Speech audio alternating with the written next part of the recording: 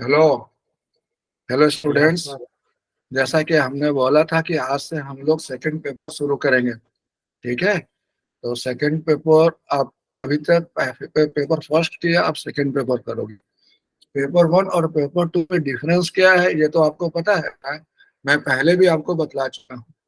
याद होगा आपको कि हमने बताया था कि पब्लिक एडमिनिस्ट्रेशन को हम दो पार्ट में बांट कर अध्ययन, वैसे तो जितना पार्ट में चाहे उतने पार्ट में बांट कर अध्ययन कर सकते हैं, लेकिन यहाँ पार्टिकुलर हम लोग दो पार्ट में बांट कर अध्ययन कर सकते हैं। समझ में आया आपको? मैं भी आपको बतलाता हूँ वर्चुअली वो है क्या। जैसे आपको याद होगा, जब मैं आपको पढ़ा रहा था शुरू में तो मैंने आपको बतलाया था कि पब्लिक एडमिनिस्ट्रेशन को या लोक प्रशासन को हम चाहे दो भाग में बांट कर अध्ययन कर सकते हैं। एक हो सकता है लोक प्रशासन समग्र सिद्धांत के रूप में, और एक लोक प्रशासन क्या हो सकता है बतला सकते हो? व्यवहार के रूप में। एक हुआ सिद्धांत के रूप में, एक व्यवहार के रूप में। एक हुआ थ्योरी और एक हुआ आपका बिहेवियर। समझ रहे हैं? एक हो गया बिहेवियर। क्लियर है? कोई दिक्कत नहीं।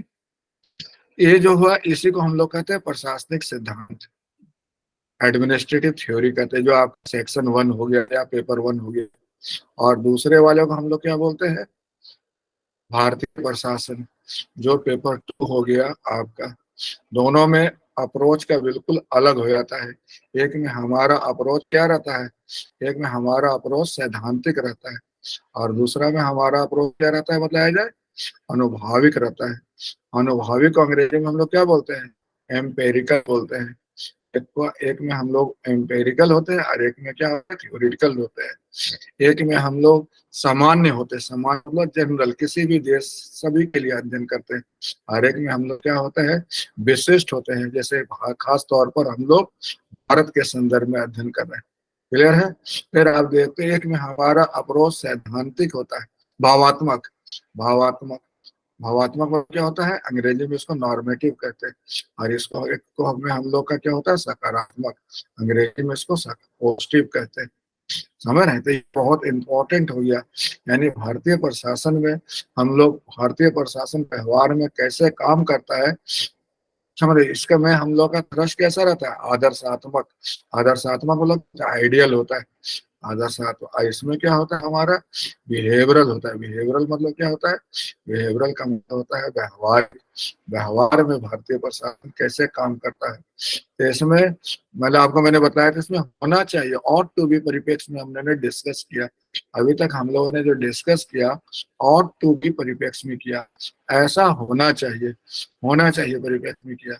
भारतीय ऐसा होना चाहिए, लोक नीति ऐसा होना चाहिए। समझ रहे हैं? विकास प्रशासन ऐसा होना चाहिए। और इसमें इज टू बी होता है। इज टू बी का मतलब क्या होता है? होता है। होता है मतलब राष्ट्रपति का चुनाव ऐसे होता है, प्रधानमंत्री का चयन ऐसे होता है, राष्ट्रपति ये काम करता है, प्रधानमंत्री वो काम करता है, वगैरह वगैरह। समझ रहे हैं? तो ये दोनों में डिफरेंस। तो पेपर वन में आपने नॉर्मेटिव परिप्रेक्ष्य में अध्ययन किया, थ्योरेटिकल परिप्रेक्ष्य में अध्ययन किया, जनरल परिप्रेक्ष्य में अध्ययन किया, और कह सकते हैं आप आइडियल परिप्रेक्ष्य में अध्ययन किया।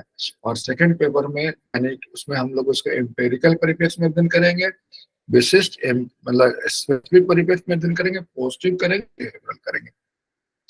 समझ रहे? अप्रोच अलग अलग एकदम बिल्कुल हो जाएगा। क्लियर? इसी पर हम लोग अभी आज पेपर टू के बारे में थोड़ा आपको बतला दें कि पेपर टू भारतीय प्रशासन है।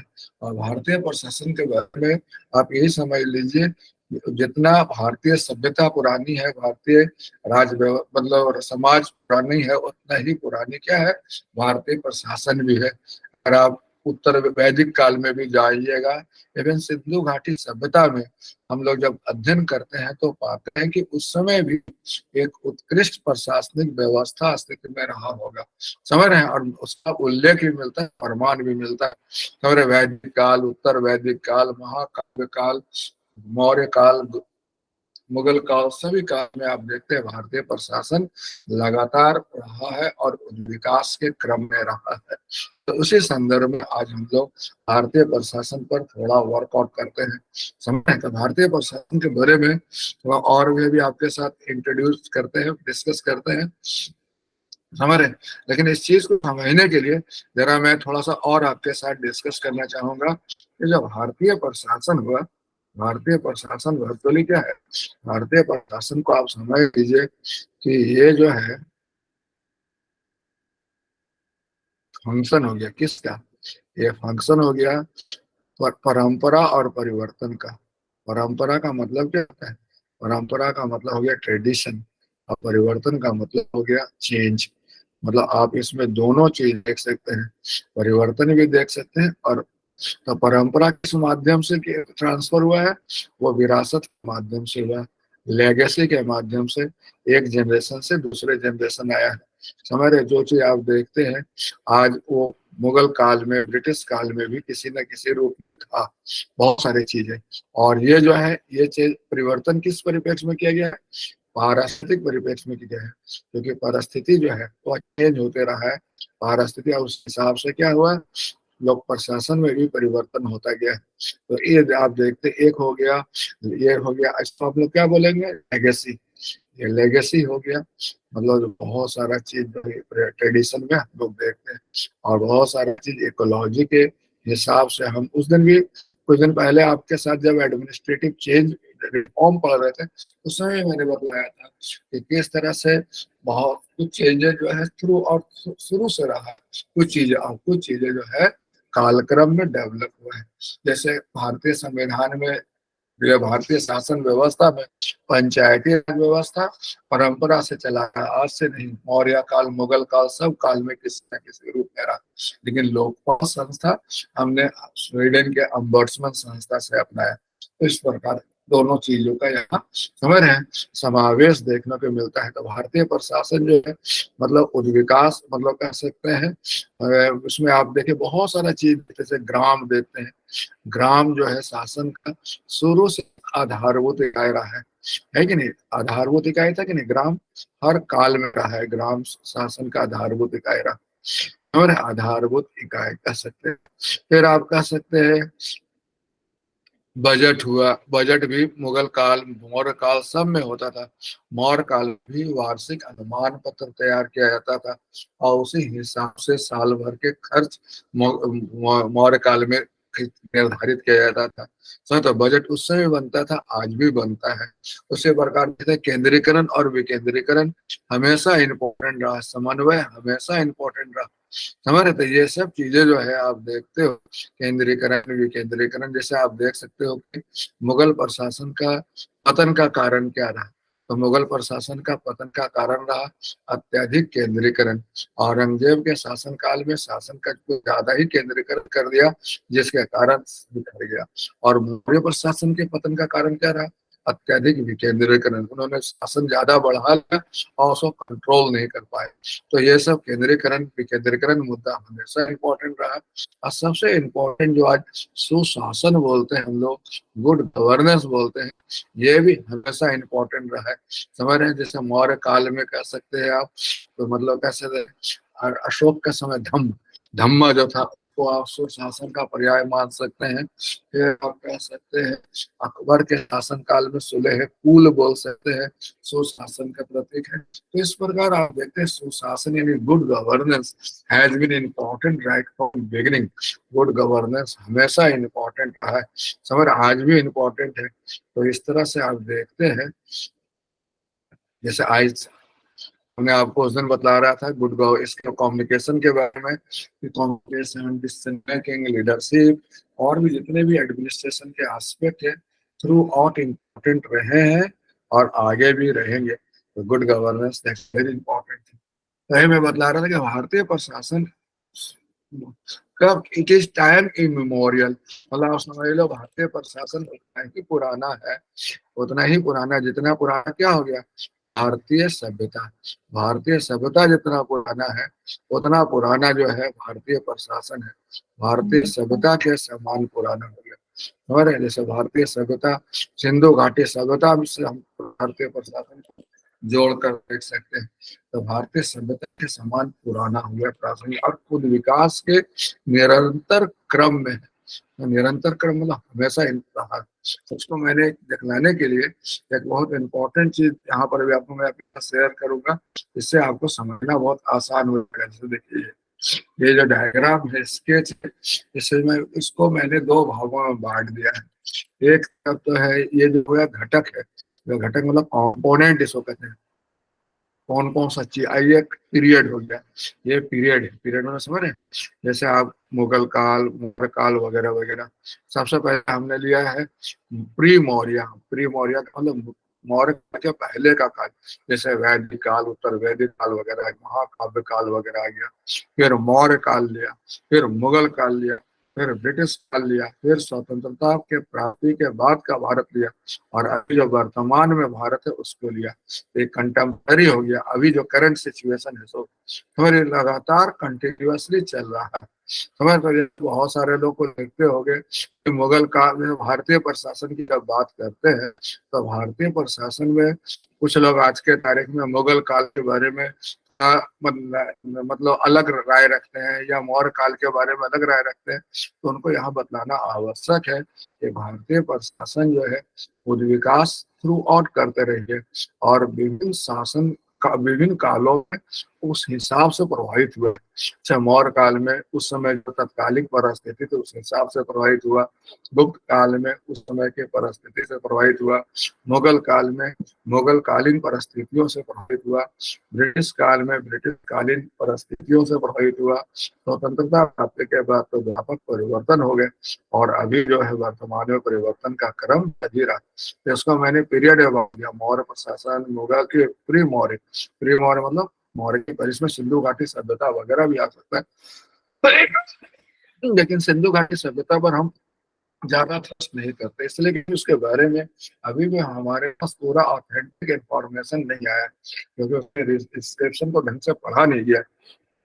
मैं अक्सर बोलता हूँ कि जिस दिन सिंधु घाटी सभ्यता का हम अध्ययन कर लेंगे उस दिन हो सकता है इतिहास को नए सिरे से लिखना पड़े। समझ रहे, so this is the basic point. तो आप देखते हो जैसे ग्राम, वैदिक काल में भी शासन का आधारभूत इकाई होता था। जनपद, जनपद जिसको आज उत्तर प्रदेश में बहुत सारा जिला को आज भी जनपद कहा जाता है, उसमें किंगडम को जनपद कहा जाता था। अरे कि नहीं समझ, so this is the basic point. सम्राट हुआ, अरे बादशाह हुआ, जो आज के तारीख में राष्ट्रपति प्रधानमंत्री जो द्वारा सरकार के प्रधान के रूप में जाने जाते हैं। तो ये मूल्य, ये पहले वाले पॉइंट में हमने क्या, मूल्य। मूल्य का मतलब होता है, जैसे यहाँ पर मौर्य के पीरियड में हम रख सकते हैं अशोक का धम ले सकते हैं, मुगल काल में हम लोग रख सकते हैं आपका सुलह कुल, या मतलब कह सकते हैं जो अकबर का जो धार्मिक नीति था उसको रख सकते हैं। फिर ब्रिटिश काल तो उपनिवेशिक स्वरूप का था ही, ब्रिटिश काल में लोक कल्याणकारी राज आ गया, और अभी क्या है, सशक्तिकरण का युग है। तो हर काल में शासन का मूल्य परिस्थिति अनुसार बदलता रहा। फिर हर काल में केंद्र प्रशासन, प्रांतीय प्रशासन, वित्त प्रशासन, स्थानीय प्रशासन, कार्मिक प्रशासन, न्याय प्रशासन, सब अलग अलग विशिष्ट रहा है। समझ रहे हैं, और ये जो है उसका प्रभाव क्या पड़ा, जैसे वैदिक कालीन प्रशासन को, वैदिक काले की या प्री मौर्यन प्रशासन का प्रभाव मौर्यन प्रशासन पर पड़ा, मौर्य शासन का प्रभाव मुगल पर पड़ा, मुगल का ब्रिटिश काल पर पड़ा, ब्रिटिश काल का स्वतंत्रता प्राप्ति के बाद पड़ा, और स्वतंत्रता प्राप्ति वाले के बाद का आज पर पड़ा। और इसमें समय के अनुसार टाइम टू टाइम क्या करते गए हैं, चेंज करते गए हैं, बहुत सारा चीज को अख्तियार करते गए, बदलते गए। जैसे उदाहरण के तौर पर आप देखते हो कि सुशासन इस समय भी था। समझ, जैसे अशोक चंद्रगुप्त मौर्य के पीरियड को हम लोग क्या बोलते थे, चंद्रगुप्त मौर्य के पीरियड को हम लोग प्रबुद्ध राजतंत्र बोलते थे। प्रबुद्ध राजतंत्र का मतलब क्या हुआ, इनलाइटेड डिस्पोटिज्म। इनलाइटेड डिस्पोटिज्म का मतलब क्या हो गया, मतलब डिस्पोटिज्म तो था लेकिन थोड़ा अलग स्वरूप का था। समझ रहे हैं, तो लोक कल्याण का तत्व तो बहुत इंपॉर्टेंट था। तो ये बहुत इंपॉर्टेंट, क्लियर है कि नहीं। So this is the basic point. Maurya Mughal काल में अगर आप देखिएगा, ये मौर्य काल का हो गया। मुगल काल में सैनिक स्वरूप का शासन का था, इस यूपीएससी में भी एक दो दफा क्वेश्चन आया था, मुगल प्रशासन सैनिक स्वरूप का था। तो कैसे मैं मुगल प्रशासन सैनिक स्वरूप का था, इसके बारे में आपको चर्चा करना होगा। जैसा कि आप जानते हो अकबर के शासन काल में जो मनसबदारी व्यवस्था था और उसका आपको उल्लेख करना होगा, प्लस आपको बताना होगा किस प्रकार शासन में सैनिक का महत्वपूर्ण भूमिका होती थी। अधिकारियों का दो जगह रजिस्ट्रेशन होता था, एक सेना में और एक गैर सैनिक कार्य में। और सामान्य परिस्थिति में जो कर्मचारी होते थे वह गैर सैनिक काम करते थे, और जब युद्ध छिड़ता था तो उन्हें सेना में काम में योगदान देना पड़ता। हाँ, तो इस तरह का आपको बताना पड़ेगा। तो इस तरह से जैसे जिला प्रशासन, तो वर्तमान में जो जिला प्रशासन है वो किसके द्वारा डेवलप किया है, तो वो जो है मुगल ब्रिटिश काल में डेवलप हुआ, क्योंकि फ्रांस के प्रीफेक्ट प्रणाली से इन्होंने अपना रखा है। समझ रहे कि नहीं समझ रहे। फिर आप कह सकते हो कि संसदीय शासन प्रणाली, ये भारत में स्वतंत्रता प्राप्ति के बाद अपना, हालांकि संसदीय शासन प्रणाली का शुरुआत ब्रिटिश काल में हो चुका था डायरेक्टली इनडायरेक्टली नेचर में, और अभी अब लोकपाल, सूचना का अधिकार वगैरह का रखना है। तो वर्तमान में इस प्रकार आप देखते हो कि बहुत सारा चीज कंटिन्यू है और बहुत सारा चीज टाइम इंटरवल में अपनाया गया है, बदला गया है, उस हिसाब से चेंज हुआ। क्लियर है। तो जैसे यहाँ हम लोग का सिलेबस में मौर्य काल दिया हुआ है पढ़ने के लिए, मुगल काल दिया हुआ है, ब्रिटिश काल दिया हुआ है, और मतलब यही मेन है जो सिलेबस। अगर आप यूपीएससी का सिलेबस देखिएगा तो यही टॉपिक दिया है जो आपको भारतीय प्रशासन का सेकंड पेपर का सबसे पहला टॉपिक में यही सब टॉपिक को दिया गया है पढ़ने के लिए। कौटिल्य, मुगल, ब्रिटिश, यही तीन है। समझ रहे हैं। तो हम लोग इन तीनों को तो पढ़ेंगे। आज शुरू करते हैं कौटिल्य के अर्थशास्त्र को। कौटिल्य के बारे में थोड़ा आज हम लोग जानने का प्रयास करते हैं। फिर यार कोई दिक्कत नहीं, तो चलते हैं जरा देखते हैं। ऐसा कि आप देखो कौटिल्य का जो भारतीय जो प्रशासन है, ये कौटिल्य का अर्थशास्त्र जो है, कौटिल्य मतलब भारतीय प्रशासन के विकास में सबसे इम्पोर्टेंट अगर स्टेज बोले जिसको सिलेबस में आइडेंटिफाई किया गया, वो कौन हो गया, तो मौर्य कालीन प्रशासन हो गया। मौर्य काल में भारतीय प्रशासन का इम्पोर्टेंट पैराडाइम हो गया, पहला प्रतिमान कर सकते हो आप तो मौर्य काल में। समझ। और इसके बारे में जानकारी का प्रमुख स्रोत क्या है बताइए जाए। इसके बारे में जानकारी का प्रमुख स्रोत है कौटिल्य का अर्थशास्त्र। समझ रहे हैं। जो कब लिखा गया था, माना जाता है 321 से 296 बीसी, उस समय के आसपास लिखा गया था। क्लियर है। लिखे कौन थे, कौटिल्य ने लिखा। समझ रहे हैं। जानते हैं आप जैसे कि अर्थशास्त्र, अर्थशास्त्र क्या है, समझ रहे। इसका बारे में बहुत तरह की बातें की जाती, लेकिन कौटिल्य ने खुद अपनी पुस्तक अर्थशास्त्र के 15वें भाग में अर्थशास्त्र का अधिकरण जिसको कहते हैं, अर्थशास्त्र में उन्होंने अर्थशास्त्र का डिफाइन किया था। समझ रहे कि नहीं समझ रहे। उन्होंने क्या बोला था, और अर्थ का इन जनरल मतलब क्या होता है, जीविकोपार्जन का साधन। और अर्थ का अंग्रेजी में अर्थ क्या होता है, भूमि। जीविकोपार्जन का जो साधन भूमि है, उसको प्राप्त करने और संरक्षित करने का जो विज्ञान है, उसको हम लोग क्या कहते हैं, अर्थशास्त्र कहते हैं। समझ रहे कि नहीं समझ रहे। तो this is the basic point. तो आप देखते हो कि वर्चुअली अर्थशास्त्र is science dealing with acquisition and protection of means of livelihood. समझ में आया आपको। अर्थशास्त्र क्या हुआ, मतलब जीविका का अर्थ, मतलब अर्थ आर्थिक जीव को उपार्जन के साधन का प्राप्ति और संरक्षण करने से संबंधित विज्ञान को कहते हैं।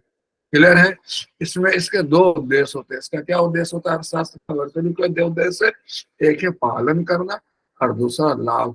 फर्स्ट हो गया पालन, प्रोटेक्ट करना, दूसरा मुनाफा या लाभ कमाना, बेनिफिट देना। समझ रहे। जैसे शुभ लाभ, आप लोग दिवाली का समय आ रहा है, अपने घर में शुभ लाभ लिखेंगे, अभी लिखते हैं कि रिद्धि सिद्धि का पूजा होता है, शुभ लाभ लिखते हैं। तो शुभ मतलब क्या होता है, वेलबींग हो। शुभ का मतलब क्या हो, वेलबींग। और लाभ का मतलब मेटेरियल गेन हुआ, मतलब शुभ लाभ ये हम लोग करते हैं, मेटेरियल गेन है कि नहीं। This is the basic point. तो गणेश को हम लोग मान सकते हैं शुभ, शुभता का प्रतीक, और लक्ष्मी को मानते हैं मेटेरियल गेन का प्रतीक, तो शुभ लाभ। तो पालन और लाभ ये दो अर्थशास्त्र के ऑब्जेक्टिव है, और उसी पर ये वर्क भी काम करता है। मैंने आपको बताया कौटिल्य का अर्थशास्त्र के अलावा और भी बहुत सारे चीज है जो कौटिल्य भारतीय मौर्यकालीन प्रशासन को समझने में मदद करते हैं, लेकिन सबसे इम्पोर्टेंट कौटिल्य का अर्थशास्त्र है। कौटिल्य के अर्थशास्त्र के अलावा मेगास्थनीज का इंडिका हो सकता है, फिर आपका सत्य अशोक के शिलालेख हो सकते हैं। ये सब के में भी मौर्य प्रशासन के बारे में जानकारी का बहुत सारा स्रोत मिलता है, बहुत सारे जानकारी मिलता है। लेकिन जो सबसे इम्पोर्टेंट कौटिल्य का अर्थशास्त्र है, जिस पर मतलब भारत के प्रशासन का जो पहला चरण है, जिसको भारतीय मौर्य प्रशासन कहते हैं, वो पूरा उसी से हम लोग ज्यादा हिस्सा उसी से प्राप्त करते हैं। तो कौटिल्य का अर्थशास्त्र क्या बताया, मैंने बताया 15 भाग में बटा हुआ है, समझ रहे हैं। तो 15 अधिकरण इसको कह सकते हैं, जिसमें 5 अधिकरण किससे संबंधित, आंतरिक प्रशासन से संबंधित है। 15 अधिकरण में 5 अधिकरण क्या है, समझ रहे हैं। और अंतिम 2 को छोड़कर बाकी जो बचा, यानी 6 से लेकर 13 तक क्या है, मंडल सिद्धांत से संबंधित है। मंडल सिद्धांत का मतलब क्या हुआ, मंडल सिद्धांत फॉरेन रिलेशन से पॉलिसी, फॉरेन पॉलिसी से रिलेटेड है। तो जो मंडल सिद्धांत में राज्य को बांटा गया है, 4 वर्गों में बांटा गया है और बताया गया है कि राज्य को कब किस तरह का हरकत करना चाहिए, कब आक्रमण करना चाहिए, कब समर्पण करना चाहिए, कब संधि करना चाहिए, ये बड़ा काम का चीज उसमें लिखा गया है। तो कौटिल्य के अर्थशास्त्र में 15 अधिकरण, 5 अधिकरण इंटरनल है, जो पहला वाले में राज्य की उत्पत्ति होगा, दूसरे वाले में राज्य के जो राजा के अधिकारी कर्तव्य उसके बारे में है। सप्तांग सिद्धांत का उल्लेख इसमें मिलता है कि राज्य 7 अंगों से मिला है और 7 अंगों के बीच में साविक एकता जोड़ी में भी हम आगे होगा, समझ रहे। तो इस पर देखकर अंतिम जो भाग है 15 अधिकरण, इसमें क्या है, अर्थशास्त्र की परिभाषा दी गई है, समझ रहे। ये अर्थशास्त्र का आप पढ़ेंगे तो आप देखेंगे कि इसमें थ्योरी कम है और बिहेवियरल एस्पेक्ट पर ज्यादा बल दिया गया है। थ्योरी कम दिया गया और बिहेवियरल एस्पेक्ट पर ज्यादा बल दिया। राजा को बहुत ज्यादा इम्पोर्टेंस स्थान दिया गया। जैसे देखिए ना, राज की उत्पत्ति को क्या माना, मैं आपको उस दिन बतला रहा था, स्टेट की थ्योरी का भारत में हम लोग राज्य की उत्पत्ति का 3 सिद्धांत मानते हैं, लिबरल थ्योरी, मार्क्सिस्ट थ्योरी। लेकिन एक थ्योरी और है जो कौटिल्य का है, लेकिन उसको हम लोग उतना जगह नहीं देते हैं। ये कह सकते इस महीने में हमारी विडम्बना है कि हम भारत में अपने मूल्यों को सजोने के बजाय दूसरे के मूल्यों को ज्यादा तरजीह देने का प्रयास करते हैं। कौटिल्य का जो इम्पोर्टेंस है वह अरस्तु का और जो प्लूटो का उसी तरह का है, लेकिन इन जनरल आप देखते हैं अरस्तु और प्लूटो का बहुत ज्यादा इम्पोर्टेंस है, उस हिसाब से कौटिल्य को नहीं दिया जाता है, समझ रहे। लेकिन कौटिल्य जो है उन्होंने वो ही उतना ही बड़े और उतना ही इम्पोर्टेंट कॉन्ट्रीब्यूशन है जितना इन सब का है। उन्होंने राज्य की उत्पत्ति को क्या बोला है, state is outcome of social contract, समझ रहे हैं। मतलब राज्य की समाज की उत्पत्ति किस आधार पर हुई है, सामाजिक समझौता के परिणाम स्वरूप हुआ है। और राज्य के बगैर क्या होगा, बस राज्य के बगैर क्या होगा, जंगल लाव हो जाएगा। जंगल लाव में बड़े मछली छोटे मछली को जैसे मार के खाया है ना, उसी तरह से अराजकता का स्थिति हो जाएगा। तो समाज में अराजकता ना हो, इसके लिए समाज में एक समझौता किया गया और राज्य की उत्पत्ति हुई है। इसके अभाव में क्या होता है, मत्स्य न्याय की स्थिति होती है। मत्स्य न्याय मतलब होता है जंगल लॉ, समझ रहे हैं, रूल ऑफ लॉ नहीं होता है, रूल ऑफ मसल पावर होता है, जिसका जितना ताकत जिसकी लाठी उसकी भैंस वाला हालत है, समझ रहे हैं। उस समय जो कौटिल्य का अर्थशास्त्र जब लिखा गया या इस समय मौर्य प्रशासन था, उस समय शासन का स्वरूप कैसा था, राजतंत्र था, तो लेकिन इस अनार्की था। लेकिन इसके बावजूद भी वेलफेयर के एलिमेंट्स थे, शासन में लोक कल्याण के तत्व थे, समझ रहे हैं। और इसलिए हम लोग चंद्रगुप्त मौर्य के शासनकाल को क्या बोलते हैं, एनलाइटेड डिस्पोटिज्म। एनलाइटेड डिस्पोटिज्म का मतलब क्या होता है, एनलाइटेड डिस्पोटिज्म का मतलब होता है प्रबुद्ध राजतंत्रात्मक राजतंत्र, समझ रहे हैं। है मतलब राजतंत्र था, राजा थे, लेकिन राजा लोक कल्याण पर थ्रस्ट करते थे, लोक कल्याण पर बल देते थे, क्लियर है। तो ये बहुत इंपॉर्टेंट चीज हो गया मुगल का मौर्य का कालीन के बारे में।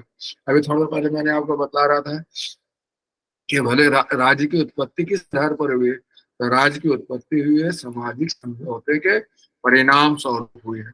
राज्य की उत्पत्ति किस आधार पर हुई है? सामाजिक समझौते के परिणाम स्वरूप हुई है। और राज्य के कौटिल्य ने सप्तांग सिद्धांत डेवलप किया है। सप्तांग सिद्धांत का मतलब क्या होता है? कि राज्य के 7 अंग है, समझ रहे हैं? तो राज्य के 7 अंग में कौन कौन अंग होता है बताइए? पहला तो राजा खुद होता है, दूसरा अमात्य होता है, तीसरा जनपद होता है, चौथा दुर्ग होता है, पांचवा कोष होता है, छठा सेना होता है और सातवां मित्र होता है। और इन सब के बीच में क्या होना चाहिए?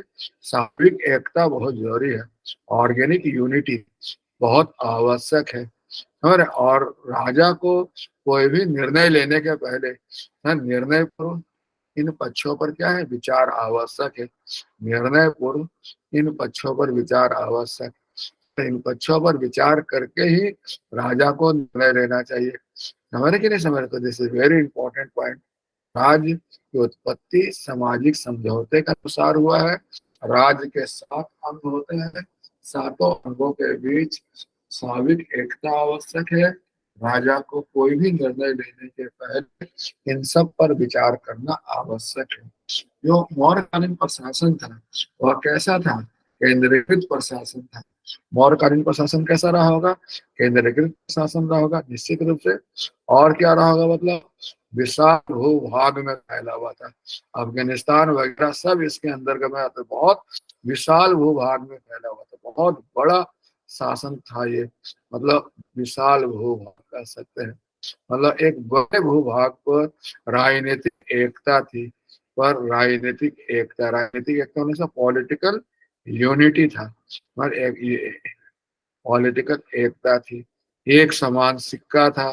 हमारे एक समान सिक्का चलता, एक समान शासन और एक समान सिक्का।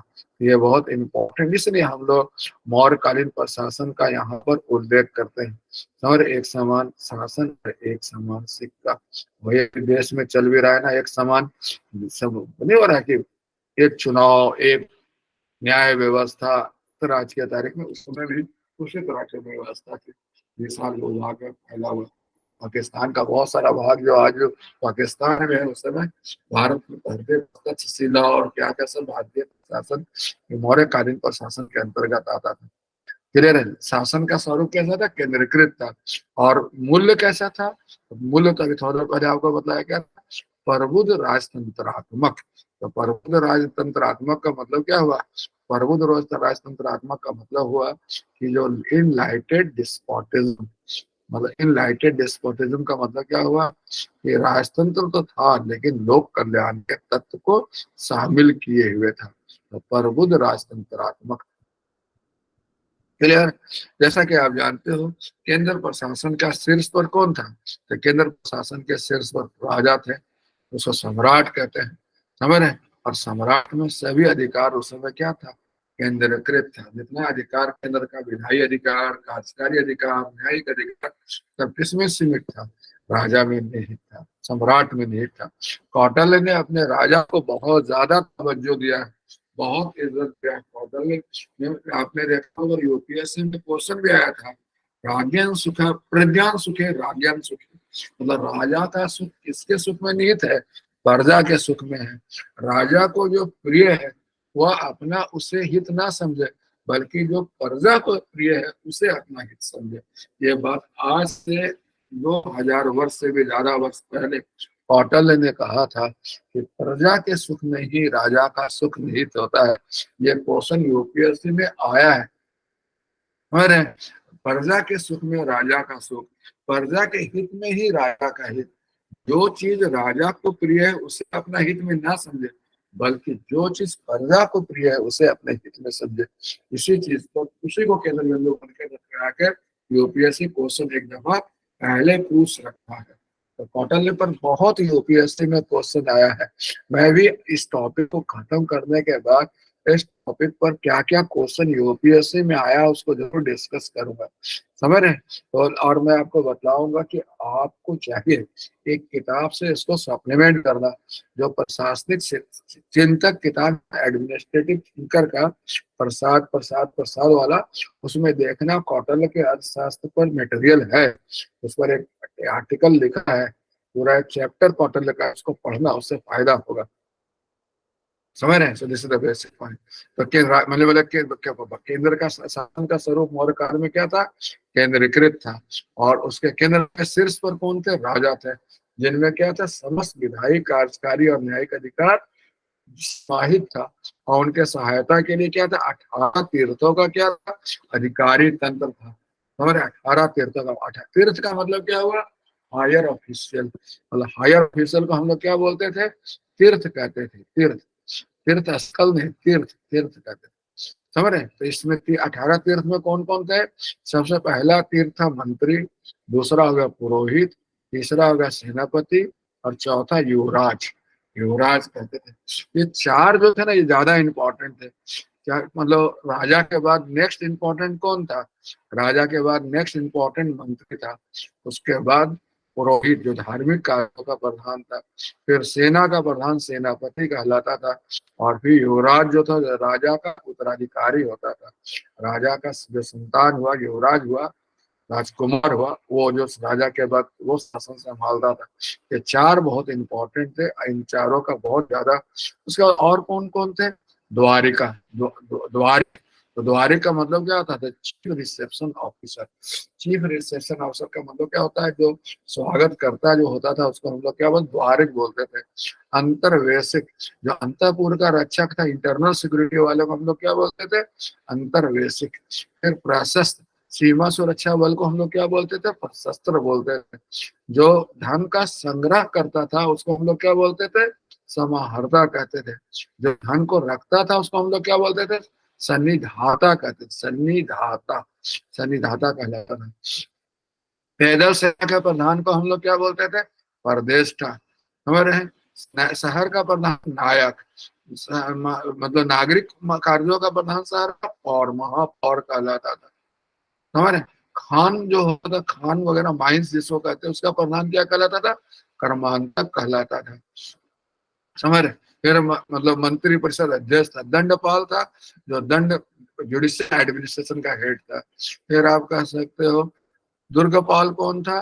दुर्गपाल थे तो जो दुर्ग यानी कि बॉर्डर सिक्योरिटी फोर्स, वहां उसका रक्षा करता था। तो अंतःपाल कौन था? जो इंटर देश के अंदर की सुरक्षा के लिए उत्तरदायी होता था। अंतवाहिका का मतलब क्या था? ये मैसेंजर का काम करता था। इस प्रकार आप देखते हो कि 18 तीर्थ थे, जो उस समय राजा के सहायतार थे, मतलब टॉप ऑफिशियल थे। और इनका काम क्या था? आपका मतलब कह सकते हो डिफरेंट फंक्शंस को परफॉर्म करना। इनमें चार बहुत इंपॉर्टेंट था। पहला मंत्री, दूसरा पुरोहित, तीसरा सेनापति, चौथा युवराज। और बाकी सब अलग अलग काम किए थे। कोई रिसेप्शन के लिए, कोई मतलब किंगडम की रक्षा के लिए, कोई पैदल सेना का, कोई आय संग्रह करने के लिए, कोई आय को संग्रह धन को रखने के लिए, कोई नगर के सुरक्षा के लिए, कोई नगर के नागरिक कार्य के लिए, हमारे कोई धर्म के लिए, सब इस तरह से अलग अलग 18 तीर्थ उस दौरान क्या करते थे?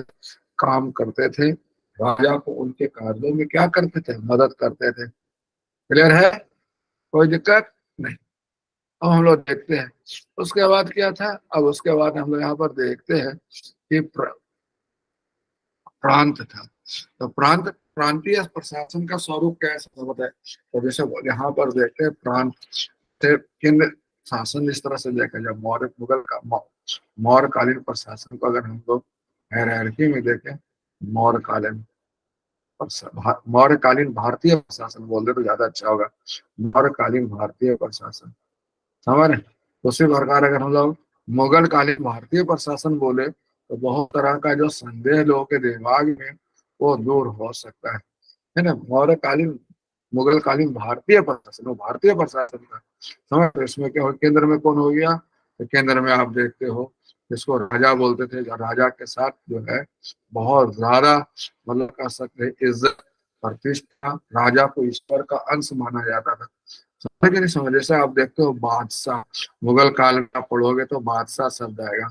तो बादशाह शब्द के बारे में आपको जानकारी कि बादशाह शाह की उत्पत्ति कब हुई, एक सबसे पहले ये उपाधि किसने लिया? तो बाबर ने लिया था। ये शब्द भर्तरी बना है बादशाह से। बादशाह का मतलब हुआ ईश्वर का जो चरण हुआ और उसका शासन तो बादशाह हो गया।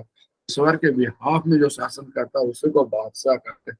तो उस वैसा ही तवज्जो, वैसा ही महत्व राजा को दे रखा है कौटिल्य ने अर्थशास्त्र में। और आप डिटेल पढ़ोगे तो देखोगे कौटिल्य ने राजा को न केवल बहुत सारा इज्जत बख्शा है, न केवल सम्मान दिया है, न केवल नैतिक मूल्यों से उल्लेख किया है, बल्कि उसके दिन के 8 पहर और रात के 8 पहर में उसके द्वारा क्या काम किया जाना है वो भी उल्लिखित कर रहा था। तो 8 हर एक पहर 1.5 घंटे का है, तो 12 घंटे का मतलब 12 घंटे मतलब 8 पहर हुआ। तो दिन में 8 पहर और रात में 8 पहर। तो 8 पहर में, दिन के 8 पहर में राजा क्या करेगा, रात के 8 पहर में राजा क्या करेगा, वो सब के सब उल्लिखित है कौटिल्य के अर्थशास्त्र में। बड़ा इम्पोर्टेंट मतलब जगह कौटिल्य ने राजा को अपने शासन में रखा है। समझ रहे। अब यहाँ पर देखते हैं उसके इसके नीचे क्या है, प्रांत हो गया। तो प्रांत का प्रधान क्या कहलाता है, प्रांतपति कहलाता है। प्रांतपति, प्रांतपति को हम लोग कहते थे जो गवर्नर, आज के तारीख में जो गवर्नर हो गया या चीफ मिनिस्टर हो गया, उस समय शासन का स्वरूप तंत्रात्मक था। इसलिए आप उस तरह से 1-to-1 कॉरेस्पॉन्डेंस तो नहीं कर सकते, लेकिन प्रांतपति बड़ा इंपॉर्टेंट था और उसके सहायता के लिए पूरा अधिकारी तंत्र था। समझ रहे थे। प्रांतपति पद पर कौन नियुक्त होता था, ज्यादातर राज परिवार का सदस्य युवराज को नियुक्त किया जाता था। अरे अशोक भी कभी रहा था प्रांतपति। समझ रहे हैं। तो इस प्रकार प्रांतपति का काम क्या होता था, राजा के आज्ञाओं का लागू करवाना, राजा के आज्ञाओं को क्रियान्वित करवाना। वो जनरली बहुत उसकी नियुक्ति राजा खुद करता था और ज्यादातर योग और विश्वास पत्र व्यक्ति को ही प्रांतपति नियुक्त किया जाता था। समझ रहे हैं।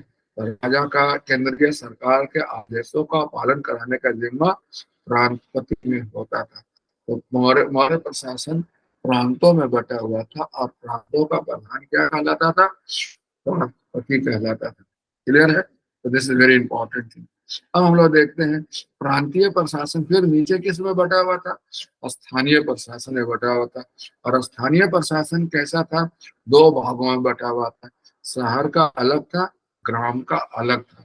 समझ रहे थे। केंद्र प्रशासन जैसे आप देख सकते हो, केंद्रीय प्रशासन, केंद्र प्रशासन के बाद हो गया केंद्रीय प्रशासन, फिर हो गया शासन बोली, प्रशासन बोली बराबर हो गया, फिर हो गया प्रांतीय प्रशासन हो गया, प्रांतीय प्रशासन शासन हो गया, फिर स्थानीय शासन हो गया। स्थानीय शासन जो है वर्चुअली जो है 2 वर्गों में बटा हुआ था। एक हो गया आपका ग्रामीण क्षेत्र और एक हो गया नगरीय क्षेत्र। और ग्रामीण क्षेत्र और नगरीय क्षेत्र, ग्रामीण क्षेत्र में अलग हुआ करता था और नगरीय क्षेत्र में अलग होता था। हो कि नहीं, this is the basic point. नगरीय क्षेत्र,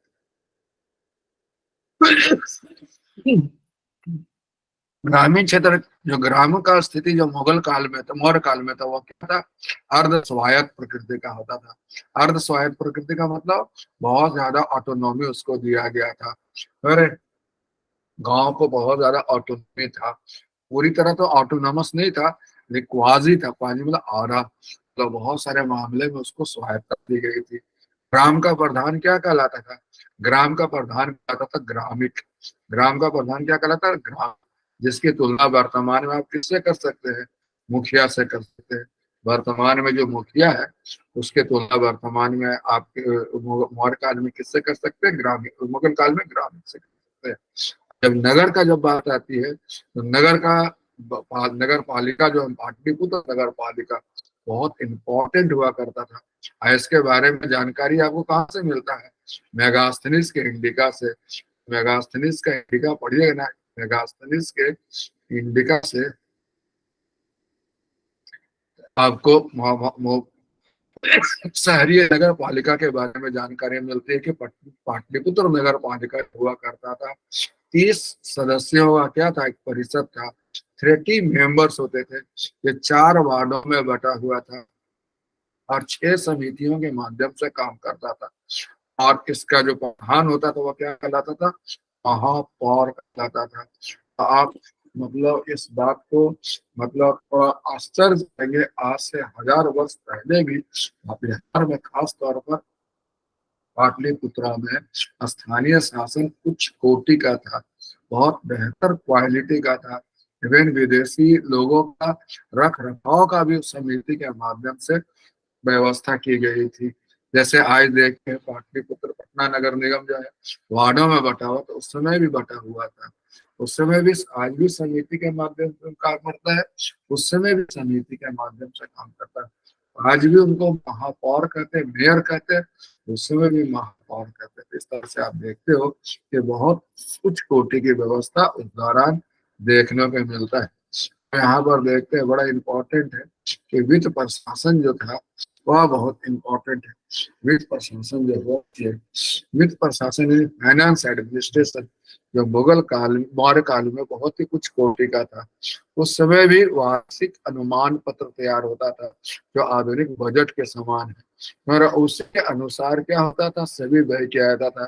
दान में कितना पैसा खर्च होना है, शिक्षा में कितना पैसा खर्च होना है, समझ रहे हैं, रक्षा पर कितना खर्च पैसा खर्च होना है, ये सब जो है ना तय किसके आधार पर होता था, वार्षिक अनुमान पत्र के अनुसार होता था, समझ रहे। और इसमें मतलब क्या होता है, भू राजस्व, समझो कि भारतीय व्यवस्था जो था भू राजस्व का था, तो भू राजस्व जो था आय का सबसे प्रमुख जरिया था, और वह कुल उपज का कितना होता था, 1/6 हिस्सा।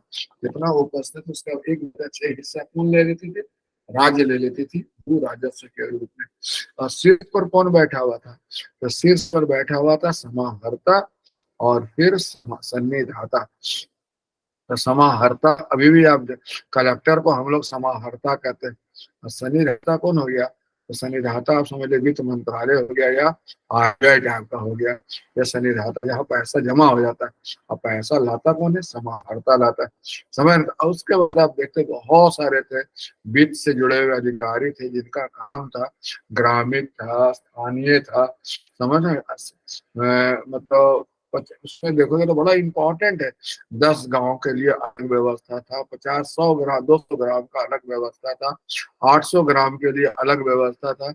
800 ग्राम के प्रधान को संभवतः अधिपति कहते थे, समझ रहे? इस प्रकार मतलब सबका बटा हुआ था, 1 ग्राम का प्रधान ग्रामिक कहलाता था। इस प्रकार ये मेन काम इसका भू राजस्व संग्रह करना होता था। और जिला अधिपति को वर्तमान में जिला के साथ जोड़ सकते हैं, जिला कलेक्टर के साथ जोड़ सकते हैं। जैसा आप देखते हो आज भी देखते हो एक जिला में लगभग करीब 400-500 ग्राम गाँव तो होता ही होगा। भारत में लगभग, मेरे पास एग्जैक्ट आंकड़ा तो नहीं है, मोटा मोटी मान लिया, अगर भारत में 6 लाख गाँव, मोटा मोटी मान लो भारत में 6 लाख गाँव हो गया, लेकिन इसे, और भारत में 600 जिला है, तो 600 काट दोगे तो एक के अंदर कितना, 1000 गाँव के आसपास इनहेबिट निकलता है कि नहीं। तो this is the basic quality of history. कितना इम्पोर्टेंट होता है हमारे जिला प्रशासन। तो आप देखते हो उस समय राजस्व और संग्रह और कानून और व्यवस्था, यही 2 मुख्य काम हुआ करते थे। और कभी आपदा आ गया, भूकंप आ गया वगैरह वगैरह, तो राहत कार्य चलाना शासन का काम था। आज जितना राज्य काम करती है, जिला प्रशासन काम करते हैं, उतना उस समय प्रशासन का काम नहीं था, कम काम था। हाँ, लेकिन स्वरूप वही था जो आज भी हम लोग यहाँ पर देखते हैं। तो जैसे 10 ग्राम, 1 ग्राम का प्रधान, 10 ग्राम का प्रधान अलग, 200 ग्राम का प्रधान अलग, 8 ग्राम का प्रधान अलग, और सबसे ऊपर एक तरह सन्निधाता, एक समाहर्ता, फिर सन्निधाता। तो समाहर्ता हो गया जिसके हिस्से राजस्व संग्रह करने का काम, और सन्निधाता जिसके हिस्से उसको रखने का दायित्व था। तो ये व्यवस्था था, क्लियर है। हम लोग देखते हैं कार्मिक प्रशासन। तो कार्मिक प्रशासन जो मुगल काल में था वो बहुत ही उच्च क्वालिटी का हुआ करता था। कार्मिक पर एक बार आया भी था, तो कभी कभी यूपीएससी में क्वेश्चन पूछा जाता है कि कार्मिक व्यवस्था किसका बेटर था। वर्तमान में अगर कार्मिक व्यवस्था की कंपैरिजन किया जाए, मुगल कालीन कार्मिक व्यवस्था और मौर्य कालीन कार्मिक व्यवस्था, तो वर्तमान प्रशासन किसके सदृश है, तो निश्चित रूप से वो मौर्य कालीन प्रशासन के सदृश है। इसका कारण क्या है, इसका कारण है कि जिस प्रकार आज कार्मिक व्यवस्था पूर्ण रूपेण पद सोपानीकृत है, उस दौरान भी वो पूरी तरह पद श्रृंखलाकृत होता था। फिर आज के जैसा लोगों को जैसे मुद्रा में वेतन दिया जाता है, तो उस समय भी वेतन मुद्रा में दिया जाता था। सारे और वेतन प्रणाली काफी उदार हुआ करता था, लेकिन लोक सेवकों पर नजर रखने के लिए कठोर आचार संहिता भी निर्धारित किया गया था। तो कठोर आचार संहिता हुआ करता था, कोड ऑफ कंडक्ट, समझ कि नहीं समझ रहे। और वेतन आप देख लो, चार जो मैंने बताया था, युवराज हुआ, सेनापति हुआ, ये सब का वेतन कितना था? 48,000 पन। मतलब 48,000 पन उस समय कितना ज्यादा रकम था, उतना उनको मिलता था। मतलब मुगल काल का चूंकि मनसबदारी व्यवस्था हम लोगों ने इंट्रोड्यूस कर दिया था, तो मनसबदारी व्यवस्था थोड़ा सा डायल्यूट कर देता है, कार्मिक प्रशासन को उतना प्रभावकारी नहीं बना पाता है और वर्तमान से मेल नहीं खाता है। इसलिए हम लोग जब तुलना होती है वर्तमान कार्मिक व्यवस्था का, तो हम लोग वर्तमान का तुलना मौर्य प्रशासन से करते हैं, क्योंकि बहुत सारे मूल्यों में वो उसके साथ सही बैठता है। क्लियर है? तो this is the basic point. और आप देखते हो वर्चुअली भ्रष्टाचार वगैरह पर भी उसने फोकस किया है।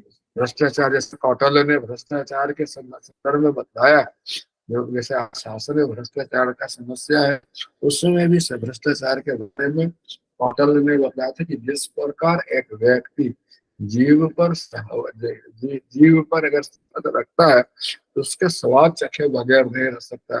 जब मतलब पानी में मछली पानी पिए बिना नहीं रह सकती, उसी प्रकार आम जीवन में होता क्या है, जब किसी अधिकारी को, कर्मचारी को सत्ता मिलता है, तो उसका दुरुपयोग किए बगैर नहीं रहता, वो दुरुपयोग हो ही जाता है उससे, थोड़ा बहुत कम बेसी, लेकिन होता ही होता है। तो this is the basic point. Clear है? तो ये चीज आपको याद रखना है।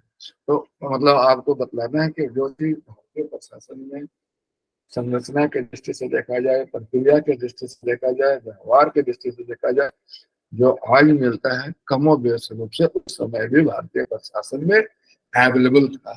क्लियर है? हम लोग देखते हैं थोड़ा न्याय प्रशासन के बारे में। न्याय प्रशासन तो खैर बहुत ही कोटि का मुगल काल मौर्य काल में होता था। न्याय का उत्कृष्ट न्यायिक व्यवस्था था, धर्म आधारित मतलब न्यायिक प्रणाली, धर्म के आधार पर न्यायिक प्रणाली था। धर्म को दो वर्गों में, अपराधिक को दो वर्गों में बांटा गया था, कंटक शोधक और धर्मस्थीय। कंटक शोधक का मतलब हो गया क्रिमिनल, समझ रहे कि नहीं? क्रिमिनल मैटर को हम लोग क्या बोलते थे? कंटक शोधक बोलते थे। और धर्म सिविल मैटर को हम लोग क्या बोलते थे? आपको धर्मस्थीय कहते थे, समझ रहे हैं? और ऊपर से नीचे तक, मतलब नीचे से लेकर ऊपर तक धर्म की व्यवस्था की गई थी, धर्म के न्याय की व्यवस्था की गई थी। और सबसे शीर्ष पर बैठा था राजा, खुद वो उसको मैनेज करता था। और उसमें धर्म के आधार पर दंड दंड की न्याय की व्याख्या होती थी, और कठोर दंड का प्रावधान था। यहाँ तक कि अंग भंग का भी प्रावधान उसमें किया गया था। समझ रहे? So this is very important thing, जिसको आपको ध्यान में रखना है।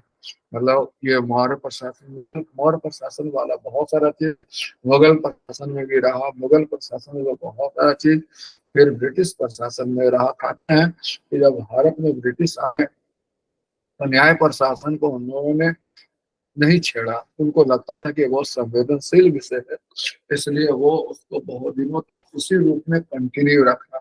समझ रहे हैं? फिर बाद में 1861 में आप देखते हो आईपीसी और सीआरपीसी का कॉडिफिकेशन हुआ। फिर उस समय यानी ब्रिटिश आया 1600 ईस्वी में, और 1861 में इसका कॉडिफिकेशन किए। यानी इतने दिनों तक मुगल कालिक न्यायिक व्यवस्था से ही काम चलता रहा। समझ रहे हैं? So this is basic point. Clear है? फिर आप देखते हो कि वर्चुअली न्याय, जैसे आपको मैंने बता रहा था कि मंडल सिद्धांत के बारे में, आज मंडल सिद्धांत का काफी उल्लेख हो सकता है इस मायने में, क्योंकि हम लोग जिस व्यवस्था में रहते हैं वो पूर्ण वैश्वीकृत व्यवस्था है। पर मंडल सिद्धांत किससे संबंधित है? वैदेशिक नीति से संबंधित है। जैसे वैदेशिक नीति से संबंधित, कूटनीति से संबंधित है, कूटनीति से संबंधित है। ये राजा को राज को इसमें चार वर्गों में बांटा गया। तो 4 वर्ग में कौन कौन है? एक है जैसे विजेता राज हो गया, विजेता राज, फिर हो गया आर्य राज, फिर हो गया मध्यम राज, और एक हो गया तटस्थ राज। ये बड़ा इंपॉर्टेंट आपके लिए जानना। आ, विजेता राज, आर्य राज, मध्यम राज और तटस्थ राज। तो विजेता राज का मतलब क्या होता है? विजेता राज का मतलब होता है जो साम्राज्य विस्तार की कामना करता है, जो साम्राज्य विस्तार करना चाहता है ना, उसको हम लोग क्या बोलते हैं, कह सकते हैं विजेता राज कहते हैं। जो साम्राज्य विस्तार का शत्रु होता है, ये साम्राज्य विस्तार करता है, और उसका जो शत्रु होगा उसको हम क्या बोलेंगे? आर्यराज बोलेंगे। अगर अमेरिका को मतलब साम्राज्य विस्तार का विजेता राज माने, तो चाइना को उस परिप्रेक्ष्य में क्या बोल सकते? आर्यराज बोल सकते हैं। फिर चाइना को अगर भारत में विश्व में आर्यराज विजेता राज माने, तो भारत उसके संदर्भ में खासतौर पर अरुणाचल प्रदेश वगैरह क्या है, आर्यराज के रूप में काम करता है। मध्यम राज का मतलब क्या होता है? मतलब जो मतलब न मित्र होता है न शत्रु होता है, वह राज्य जो ना मित्र है ना शत्रु है। और तटस्थ राज का मतलब क्या होता है? उदासीन, इसको कोई मतलब ही नहीं है, तो बिल्कुल अलग थलग, उसको हम लोग क्या बोलते हैं? उदासीन कहते हैं। तो राज को कौटिल्य ने 4 वर्गों में बांटा, समझ रहे? तो सबसे पहला बोला विजेता राज, दूसरा बताया आर्य राज, तीसरा बताया मध्यम राज, चौथा राज बताया तटस्थ राज, और बताया कौटिल्य के अर्थशास्त्र में कि राजा को या राज्य को क्या कब संधि करना चाहिए, कब आक्रमण करना चाहिए, कब समझौता करना चाहिए, वगैरह वगैरह। तो ये बड़ा इम्पोर्टेंट चीज है जो आज के परिप्रेक्ष्य में देखने को मिलता है।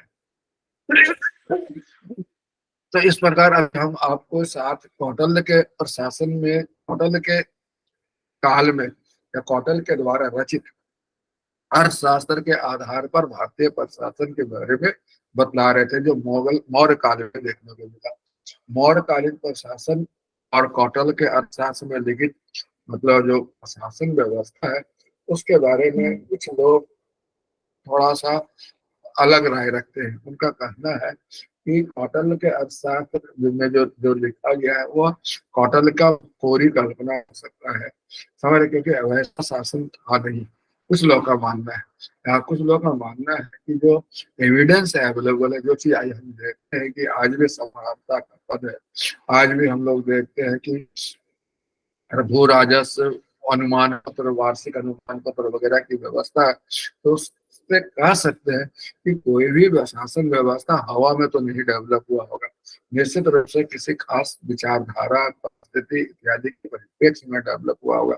यानी कुछ लोग कौटिल्य का योगदान को नलिफाई करते हैं, और कुछ लोग कौटिल्य के योगदान को, कुछ लोग कौटिल्य के बारे में सोचते हैं कि वो चालाक था, दुष्ट था, और नैतिकता नैतिकहीन वगैरह वगैरह भी। लेकिन वास्तविकता है कि भारतीय प्रशासन में कौटिल्य का वही स्थान हुआ जो आप कह सकते हो कि पश्चिमी देशों के प्राचीन इतिहास में अरस्तु का हुआ, समझ रहे? तो उस हिसाब से ये रहा। लेकिन मैं आपको बताऊं, कौटिल्य का अरस्तु आज भी भारतीय प्रशासन का क्या है?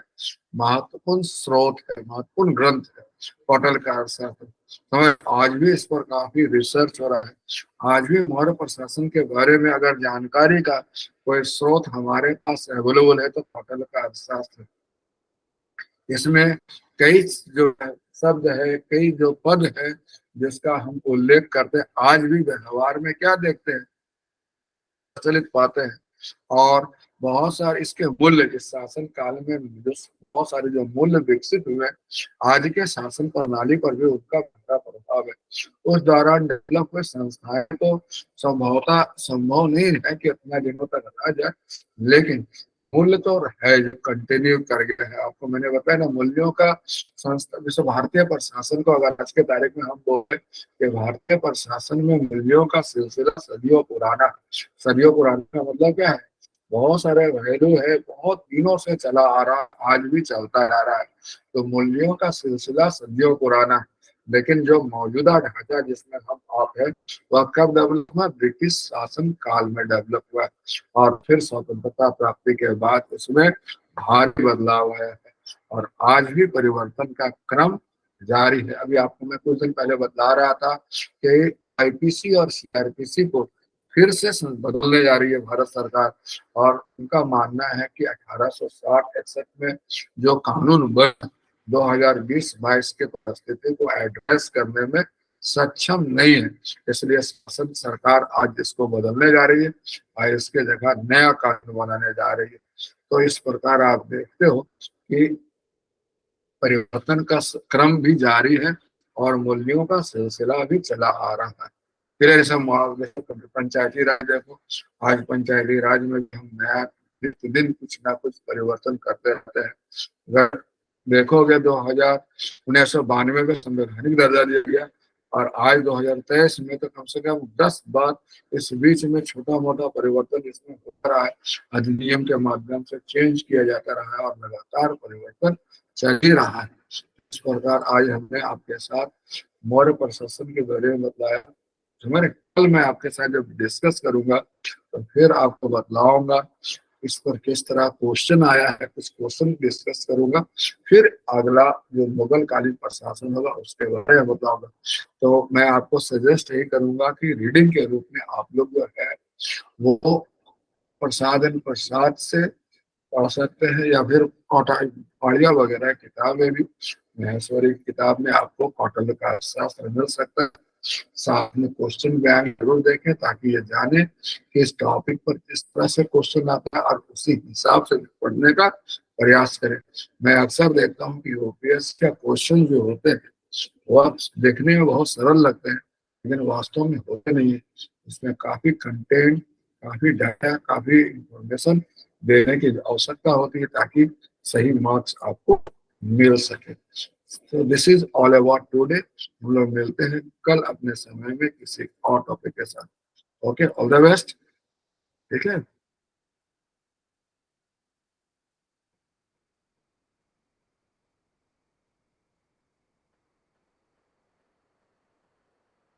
Thank you, sir. ठीक है।